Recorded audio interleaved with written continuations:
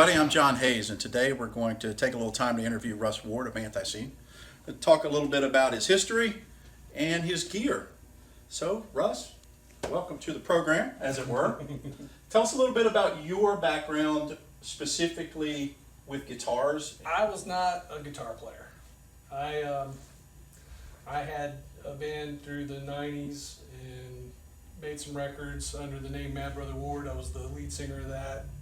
I had played guitar in a band before that, briefly, just, punk rock, power chord guitar. That's what I do, and that's all I know how to do, and never really aspired to be a guitar player outside of that. I always left it to people I thought were a little more adept. And that changed a little bit around 10 years ago, which would be late 2007, early 2008. I did a thing with Jeff Clayton called the Mongrels. Mm-hmm. And I ended up playing second guitar in that, and I think part of that was probably in play when they decided that I could do the thing for ANTiSEEN. I'd had the background with that. Sure. Well, let's back up just a little bit. When you said you started playing guitar in the Mongrels as part of the band playing guitar, but before that you were in your own band? Yeah. But you didn't play guitar, although you had picked it up before that. When Yeah. you picked it up, was it your guitar? How did you first were you exposed to the guitar, and how did you get one initially? I had friends that played, Mm-hmm. and a friend of mine named Eric Stiff taught me how to play a power chord. Right. And the first thing I remember learning how to play and realizing, hey, I'm playing something. There's a song on a Big Kiss fan, Ace Frehley's solo album, the first song on it, Rip It Out. Sure. Pretty simple to play, and he taught me how to do that. And that's the first thing I can remember playing. And then I don't know where I started connecting the dots and realized I could play like Ramones songs. And then I realized I could play ANTiSEEN songs because I was a big fan of them since around that time. I was about 17. Did you own a guitar at that No, point? I would just, it was funny how you just acquire stuff along the way. It'd be like, hey, let me borrow your guitar, and Sure. I didn't know how to tune or, anything like that. And all that was just stuff that you just learn. So when you started Mad Brother Ward, which was your first band, you wrote those songs, right? I wrote some of them. You wrote some of them. The other guy was the guitar player in the band named Tom Nally. Yeah. He wrote too. Okay, I understand. When you wrote those songs in your head, did you hear a guitar? Did you strum the guitar? How did you train those? I would have like guitars, and again, I would just acquire stuff. I can remember sitting in my bedroom and just piecing things together. Sure. Right. And that's kind of how probably I still do it now. I just sort of stumble into stuff. Right. So then let's talk about the arc into the Mongrels. How did you, if as a non-guitar player, how did you get into that band and play guitar? I don't know. It was around the time of ANTiSEEN's anniversary. I guess it was their 25th anniversary, and they were switching rhythm sections again, and there was going to be some downtime, and Jeff was wanting to stay busy, and I suggested, I was like, you should do another solo record, because he did this thing called the Slime Goats in the 80s, and it was really cool, and I was like, you should do something like that, and I kind of talked him into it, and we started kind of cherry picking people we thought would be local guys that we thought would be guys he could play with. And he wound up with Mike Hendricks from the Belmont Playboys. Sure. Who is great guitar player. Great guitar player. Absolutely. And, I was like, dude, this is going to be cool, And then Jeff's like, yeah, and you can play second guitar. And I'm like, what? Right. And so I had to get equipment. I had nothing. I scrambled and got, at the time I had I had Frankensteined a guitar together I had a Squire Strat, Mm-hmm. and that's what I'd been writing stuff on and always using, and it's just a guitar I acquired along the way. I don't know how. Right. I didn't buy it, If I took it from somebody, I'm sorry, but that was 100 years ago. So I had this guitar, and that's where I got to like Fender necks. Right. And it had a maple neck, didn't have the rosewood or whatever. Sure. You know, I don't like those.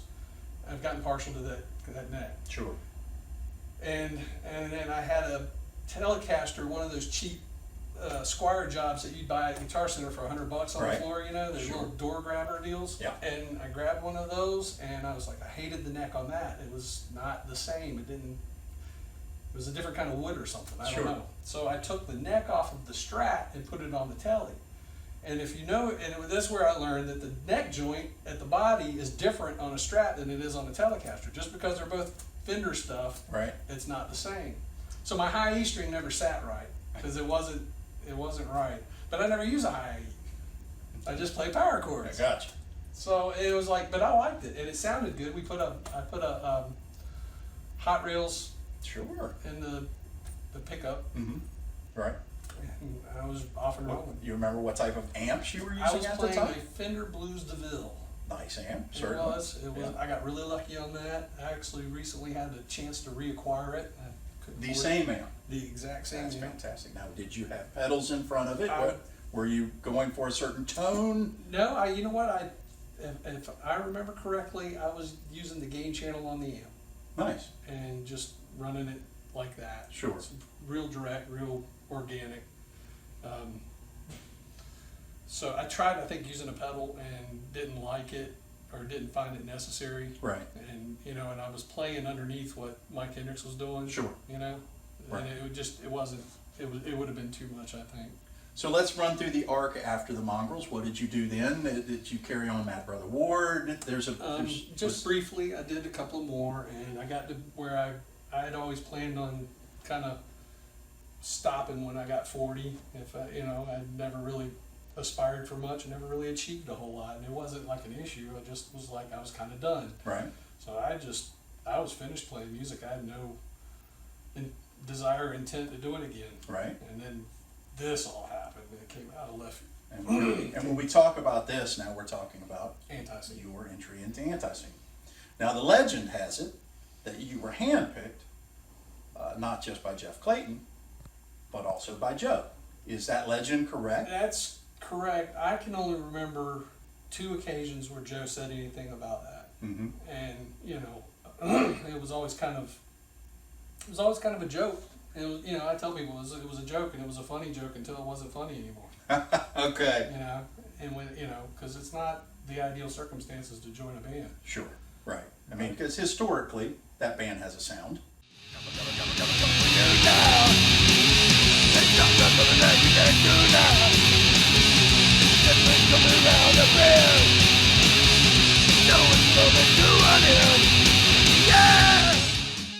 Even if he had just decided to stop, you're still coming into a position where you're replacing a founding member, Right. whose sound is part of the identity of that band. Absolutely. So Yeah. with that said, now let's transition into the gear that you're using today. So you're replacing a member with an iconic sound. That band has sounded the same their entire career. Now, the recent albums have a different, more aggressive sound, but the tone still stays roughly the same. Did you search for that tone, or is this the product of what you looked for, or is this this is where you wanted to be? So is it trying to match what was there, or is this a natural evolution for you? So the guy that had been the roadie for ANTiSEEN during that era leading up to that New Blood era, Yes. there's a guy named CJ Witt. CJ really helped me get out of the gate on a lot of this. And I knew that I was going to have to emulate Joe's sound. Right. You can't come in and just... Right. Les Paul's change. not an option at this point. Well, it wasn't that it wasn't an option, but I would have to figure out a way to make a Les Paul emulate Joe Young's sound. Right. But I wasn't going to use it. I couldn't play a Les Paul. It's too heavy. Okay. I considered different things. When it came to the guitar, my first thought was I wanted something like a Les Paul Jr. or Right. an SG with P90 pickups. Okay. Something that was a high output, loud Right. pickup. And I figured from there I could color whatever I needed to go from there. Right. So that was the first choice, and then I realized that was kind of cost prohibitive from where I was at that point, and plus I couldn't find one that had P90s. Right. And was like giving me all kinds of different advice, and oh, you don't want to do that, and the stuff that they're making now isn't good, and blah blah blah. And I wasn't going to spend $1,200-1,500 on a guitar to play at my skill level. It Right. would be kind of a joke, but so, and I didn't have the guitar I used in the mongrels anymore. Right. And so I remember I looked at Epiphone Wilshire guitars, Mm-hmm. and I almost bought 2 of those. Right. I was like, I had them in my hands and ready to go, and something, I just was like, you know what, I don't want to spend this kind of money for a Chinese guitar. Right. And so I figured I'd stop and kind of rethink this. And through kind of a weird chain of effects, I acquired this guitar, which I just had as a beater guitar, and it's a little Squire Telly. So I thought, well, if I could use this as like a backup guitar if I get a nicer Telly. Right. Which, again, I didn't want to spend a lot of money, and I talked to some people, and people I trusted, and they were like, yeah, you know what, you can get the Mexican Tellys, and they'll probably do you right. And so that's where I finally kind of stopped, because like I said, I was partial already to these necks. Right. I like the raw maple necks. Mm-hmm. And I realized that for me, it was just what was comfortable in my hand. Right. Because I'm not going for finesse. I'm not going for, I don't know, whatever guitarists go for, because I don't really consider myself a guitar player. Right. So I was going for what felt good and was comfortable for me. I think that's a good lesson for everybody. Certainly. And that's kind of where I started. And I was like, Joe used the Telecaster. I don't know what was his influence on that. But he always had them, and that was obviously kind of an influence on me. Right. Joe Young, Joe Strummer. Right. I think Joe probably got it from Bruce Springsteen. Right. He was a Springsteen fan. Okay. Believe it or not. Well, let's pick these apart a little bit. So we landed on Telecasters. Mm. You like the neck, you like the body style, you certainly like the feel, and the sound, which in general terms for heavier rock or punk rock music is generally not a single coil. Right. But you're a fan of the clean biting tone, it sounds, and then adding some distortion on top. But let's look specifically, let's go down a little bit and look at the strings. What strings do you use? What gauge of strings do you use? Do you use 9s, 10s, 11s, 12s? Do you like a heavier string, a lighter string? I like the 10s. I'm just okay, using so a fairly light string. GHS Boomer 10s. That's just the only string I've ever bought, and I've never experimented with it. Sure. And I didn't really get into thinking about that too hard I've had a few instances where I've popped strings. Right. I had an instance in France where I popped 2 strings in the set, and I had no backup guitar. Well, let's talk about that. You've got 4 guitars here. Right. On the road? Do you? No. Okay. What do you carry on the road? 2. I brought these. These were the guitars I started with. Right. And these are the guitars I use now. Okay. So These are the ones I take on the road. When you're playing live, are they both tuned the same? Yeah. So if you pop a string, you can literally go grab another guitar and be right back on the stage fairly quickly. Yeah. Do you have a guitar tech when you're overseas, or No. so if you got to change a string, you got to? Yeah. Okay. We have a roadie that goes with us that Right. kind of is supposed to be on point with that, but he's got a million things. I can he's doing, understand. so, I can totally understand that. So let's then move to something different. Straps and strap locks. I noticed that these have standard straps, and they don't necessarily have strap locks, although you are using the washers. It seems to work for you. Yeah, Any issues with never had a guitars problem. falling off or? Never. Okay, because it's certainly an These are- energetic show. I'm not spending $40 on strap locks. So these little rubber washers I can buy, and they do Work the trick. perfect. They work perfect. I've never had a problem with that. So let's talk about as you play this guitar and your strap length. Typical punk rock fashion, you're down low. If you're a noodler, sometimes you play up high. How do you approach how you wear a guitar? And It took a little, I like kind of low, but I've gotten it up a little bit more as I've gone along. So, Right. But I've got long arms. Right. And I play up on the neck, which is not correct, but again, Correct is how you do it. Right. some people play down here, I'm up here. Right. That's another reason why I don't like Les Pauls. I got the toggle switch right in the way. So, True. Very And true. So I've gotten where it's more kind of, I don't really like holding the guitar like this so much as this. Right. It's just sort of, Just more comfortable. it's just a comfortable spot. Well, let's talk about these Les Paul, or rather these Telecasters. These have a bridge and a neck. This one just has, these two just have bridge pickups. Well, here's what happened. Yeah. CJ was helping me out, Mm-hmm. and I had these guitars, and when I first joined the band, in fact, before they announced it was going to be me, he put a picture of the two guitars, and if you look at that picture, it has the bridge pickups in it. Somebody had put up something different in one of these. It was this one, because this was the beater I had.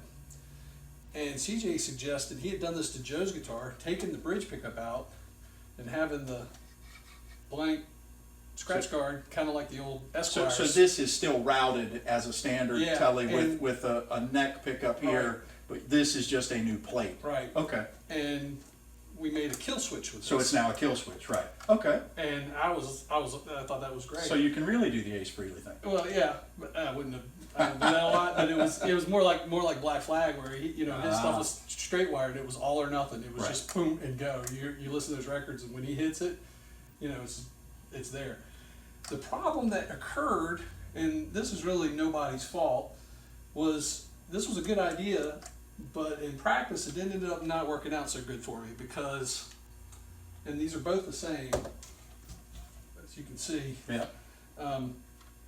The solder points broke Ah, from doing that so much, gotcha. and it happened that they both did it at the same time on the same show, And no pickups now. and I had nothing. And I ended up having to borrow a guitar that night, and that was a nightmare. But thankfully, that's all it was. And then the very next day, I went and got this guitar. Which made two of these. Well, no. No, okay, I so bought this was your much later. first. This was Okay, the first I understand. All right. one. And that's been And where'd you get it? just Guitar Center. Just bought off the wall. There you go.